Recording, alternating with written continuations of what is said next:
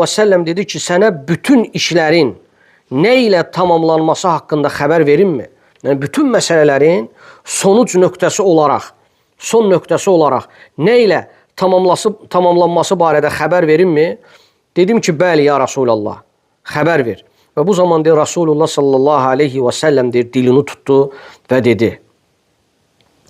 Dedi ki, dilini saxla, dilini qoru. Fikir verin, görün necə mühüm məsələdir. Səhabə deyir ki, Muaz İbn Cəbəl, Allah ondan razı olsun, deyir ki, ya Nəbiyyallah, ya Rasulallah, deyir, məyər deyir, biz hər danışdığımıza görə sorğu-sual olunacağıq.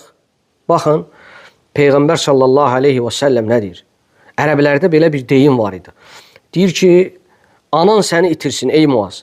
Məyər deyir, bütün insanların üzü üstə cəhənnəmə atılmalarına səbəb onların dilləri ilə qazandıqları deyilmi?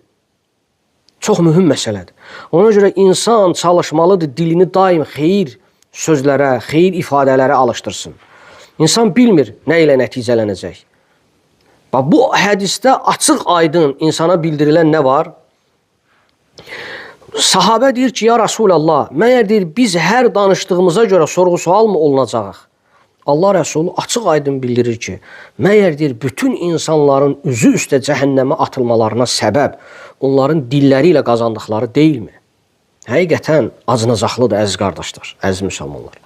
Yəni, müsəlman çalışmalıdır, dilini qorusun. Müsəlman çalışmalıdır, yəni insanların irzinə toxunmaqdan, qeybət etməkdən, nəmmamlıq etməkdən özünü qorusun. Çünki böyük günahlardandır.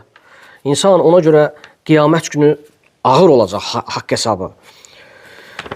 Allah bizim hər birimizə dilimizi qorumağı nəsib etsin.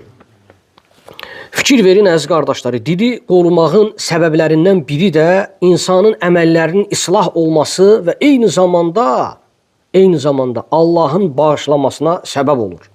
Allah Teala Quran-ı Kərimdə açıq aydın bildirir ki, Ya eyyuhəl-ləzīnə əmənuttəqullah, ey iman gətirənlər Allahdan qorxun və qulu qavlən sədidə, doğru söz söyləyin, doğru danışın. Bu ayə açıq aydın nəyi bildirir? Ayənin növbəti hissəsinə diqqət edin. İman gətirənlərə Allah Teala xitab edir. Ey iman gətirənlər Allahdan qorxun və doğru danışan olun.